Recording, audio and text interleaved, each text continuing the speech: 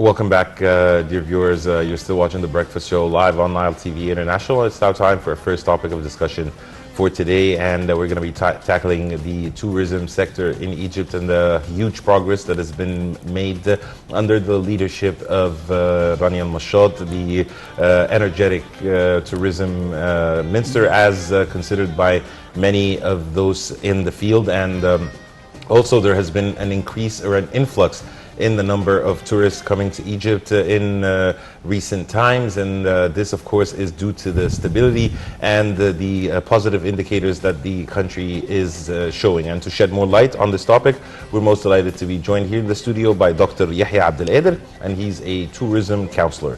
First of all, Doctor, good morning and thank you so much for joining us. Thank you so much. Good morning, Dr. Yahia. Always a pleasure to have you with us. Of course, the month of October is the month of victories, is the month of pride for all Egyptians, as of course we are commemorating the anniversary of the 6th of October war victory.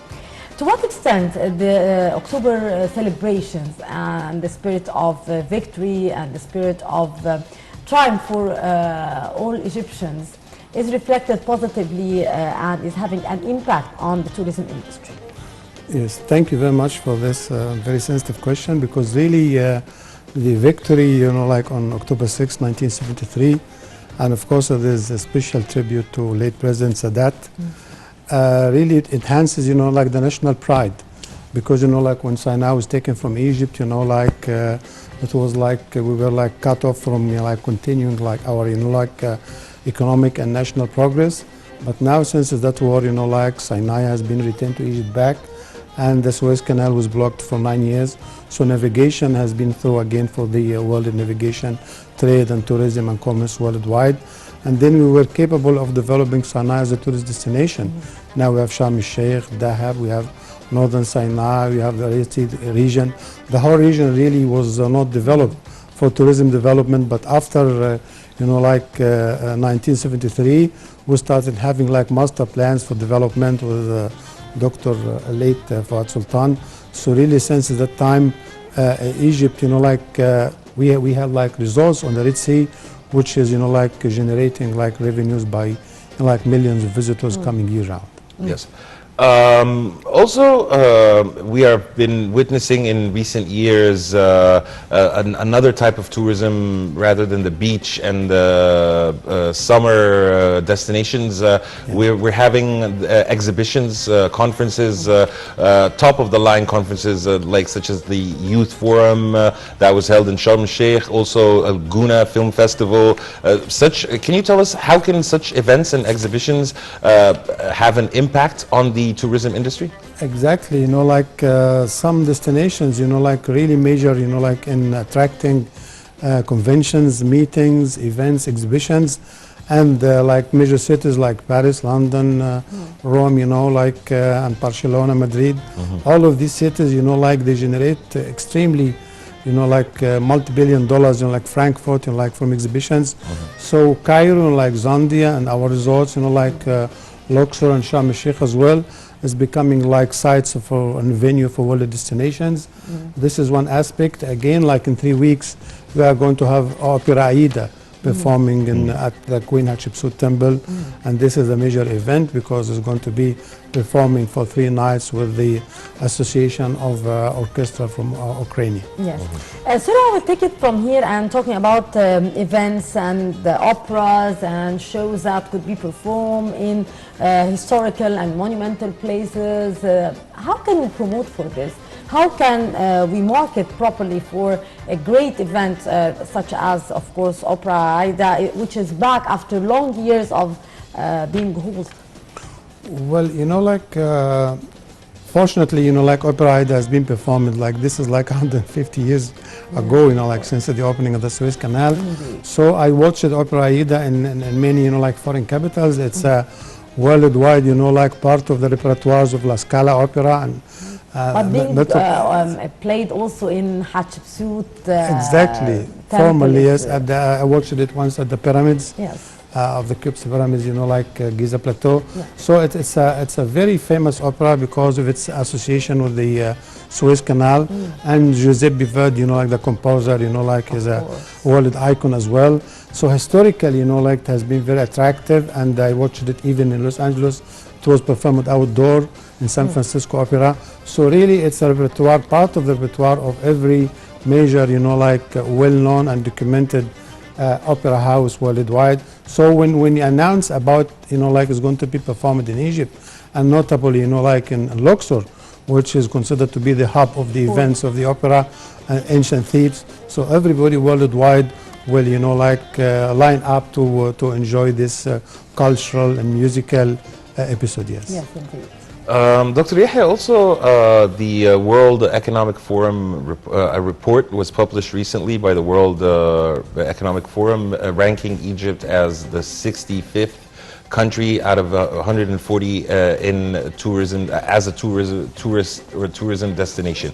How do you see this ranking, and what do you think should be done in order to go up this ranking to be among the top 10 destinations, hopefully? Well, let me tell you one aspect again about, you know, like the economic growth of Egypt and its stability.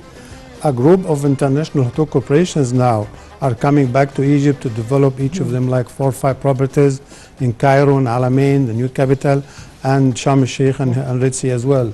So this is an excellent indication.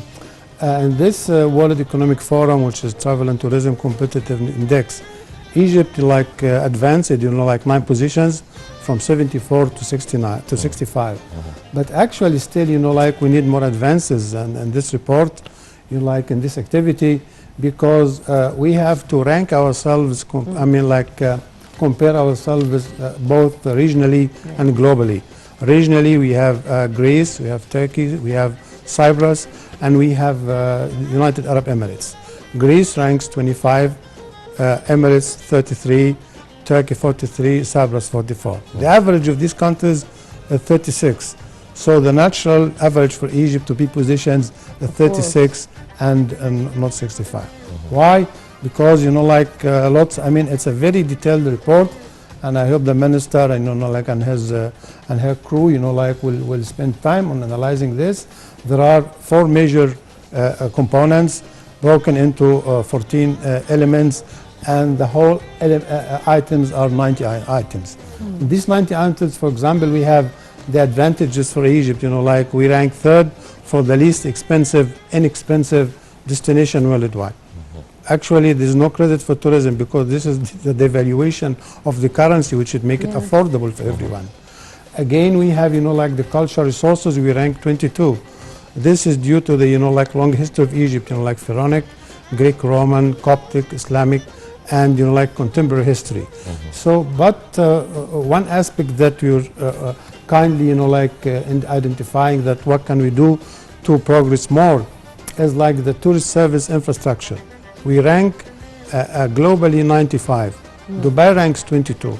So what's the impact of this? You know, like when investors come worldwide, try to invest, you know, like in the tourism industry, services and business, they look at these indicators. So when they feel that there's another country which is like in the 20s, in the 30s, in the 40s, and you are still in the 60s, you are not going to gain, you know, like much investment. So the Ministry of Tourism has to work hard to look into this. Some of these items are non-travel related. Like what? For example, international openness. We have a very, you know, like unhappy ranking in this. We rank 124 worldwide, that we are not open to tourism. Countries like Malawi and Pakistan are ahead of us. And this is not, you know, like travel related, but the Minister of Tourism and her associate, I mean, President Sisi, he recommended each minister to have 2 assistants. Really, we would like to know, you know, like when she's traveling, what the assistants are doing. We rank 124, like on a global, you know, like indicator. So maybe this is to do with the Ministry of Foreign Affairs, Interior, Environment, whatever. So when working closely with this, we have better ranking. Again, for the tourist services infrastructure, we rank 95. And this is, you know, like the raison d'etre of the Ministry of Tourism, the tourist services. Why, you know, like it's broken down into like hotel rooms, we have less hotel rooms. We need to have more hotel rooms in Egypt. 2 ATM outlets nationwide, 3 car rental agencies, 4, as you were mentioning, like events and conferences and association exhibitions, and 5 incentive travel, and again the quality of the services in the country. So when you rank really 95 on this meter, like compared to locally, regionally like Dubai, this is one area that has to be emphasized and working on. So when we have better ranking, we'll have more business, we'll have more jobs, and we'll generate more revenue. Yes, back to October celebrations, Dr. Yahia, how can we use such celebrations and the spirit, of course, that the celebration is giving us in order to promote for more tourists to go to Sinai, of course? Well, actually, let us just compare, like our national festivals to other nations, For example, in France, they have the 14 Juillet, and you'll find like the embassies, the schools, the administration, the cultural center worldwide are celebrating it, and every nation, is associating with this festival. For the US, it's the 4th of July. So really, Egypt has to have a master plan and policy that the cultural centers of Egypt worldwide will, start celebrating the 6th of October, and, to revive the stories. Like everybody last day was watching the movie, like the whole of Egypt, really, It was very interesting, to watch it, it's maybe like one of the best movies that has been produced to commemorate, the victories of October 6th. So this is one aspect, and really we have to work on this, the Ministry of Culture with other ministries, education and tourism and trade, to work on building, a spirit around it, because we find ourselves by the end of the day celebrating, foreign festivals, and becomes like ours. So we have to work hard to develop this, the songs, the music, the paraphernalia, everything associated with October, the maps, the heroic events, and the leaders of the army, and the martyrs. This is really something that we have to develop, and it will upgrade, the national spirit, and mood of the population. Yes. Dr. Yahia, you have mentioned that Egypt needs more hotel rooms. If you can please elaborate on that, and that given that there are several chains of world recognized chains in Cairo and in other governorates. Well, really, due to the policy, of the government and the Ministry of Tourism and initiatives of President Abdel al-Sisi, currently Egypt is becoming like a hub for international arrivals and travel. For example, last Wednesday, for the first time, the Airbus A380 landed at the Cairo International Airport. This is the largest jet carrier that carries 550 passengers, and that means Cairo is going to be a stopover for travelers coming from Australia, Asia, Africa, Europe, and Americas. So this is really an excellent link. Again, we have to thank United Arab Emirates and Emirates Airlines, because they are increasing their scheduled flight for another extra 5 flights. That means there is more business and more travelers are arriving into Egypt. When we have more arrivals, we need more rooms. Of course. Again, I like to mention that Egypt Air is supporting its fleet by, again, like a 12 jet carriers from Airbus A220. So this is, like when you have like about 60, 70 air carriers at your national, carrier, Egypt Air and other regional ones coming into your place. So there's a flux, an influx, of arrivals coming to the country, and you need to upgrade your hotel rooms and to establish more, because, growth asserts vitality, This is the motto goes. So at one point, the Ministry of Tourism, I like them to observe, is we have like 700 hotel rooms overlooking the Nile, and they are first class. They've been shut down for the past 5 years. When these are shut down, we lose £5 million a day. That's nearly 2 billion pounds a year. And Dr. Al-Mashad, she's very active, energetic. She travels and she joins the WTO events, the World Economic Forum. She made like Egypt, like one of the leading, countries in the tourism promotion and strategic branding aspects. She has to work, to make these hotels come back into business, because we lose, revenues, we lose jobs and investments too. because like visitors come and overlook the Nile, and you see like these hotels that have been vacant for 5 years, and you wonder like with all this expertise, facilities, attractions, budget. And these hotels are having a very unique locations as well. It's top, like these are the most expensive rooms in Egypt. And visitors, especially from the Gulf states, they come and they contact us and they say why these hotels are not operation. And they used to be operating, and like lots of festivals and events and revenues. It was like I mean like hotels overlooking the Nile. This is a prime location worldwide. You cannot ignore this. So this is something the Ministry of Tourism, Ministry of Commerce, like the banking have to support the reopening of this. We have another icon hotel, like downtown the Opera, Intercontinental, the Continental Hotel. It's like when you go now to downtown, it's like nearly demolished. You don't know if you're going to upgrade it, enhance it, turn it down. So I mean, hotels, like restaurants and catering and all these, like support services and ancillaries under the jurisdiction of the Ministry of Tourism. So more energy, and hard work should put into this, because you look around, you'll find resorts worldwide.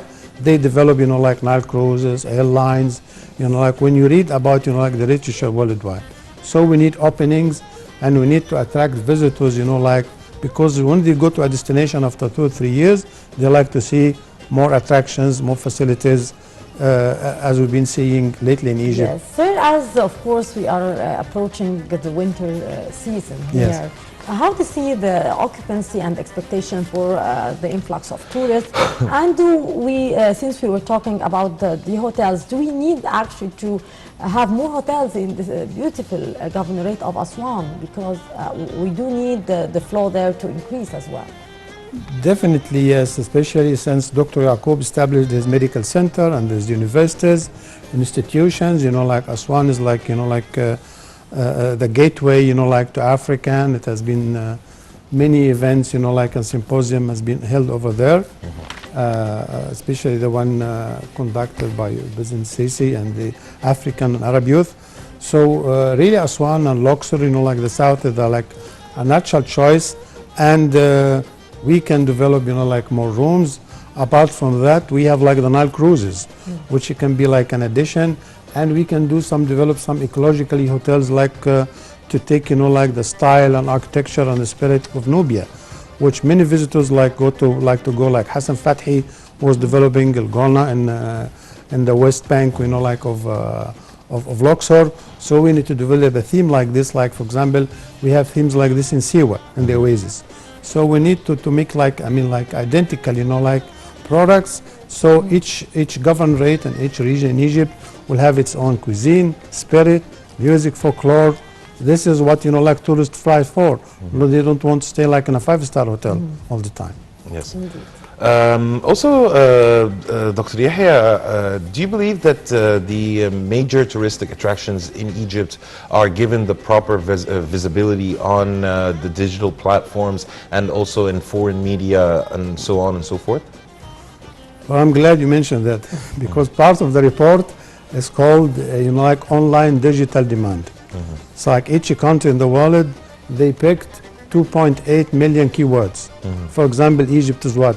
Sphinx, King Tut, Hatshepsut, Aida, like Cheops. So when you go to travel, and mostly like 90% of travelers now, they check the sites on the internet. So when you do this, as a country, you get ranked according to like the demand has been allocated to you online. So really this is one of the points, and the ministry really ranked like 5 worldwide because of its strategy to promote Egyptian branding and facilities. Yes. Dr. Yahia Abdel, our tourism consultant, thank you very much, sir, for your precious input and for being our guest. Thank you. Thank you, sir. Thank you, sir. And dear viewers, now we move on to a short break, and then we'll be back to resume our regular segments on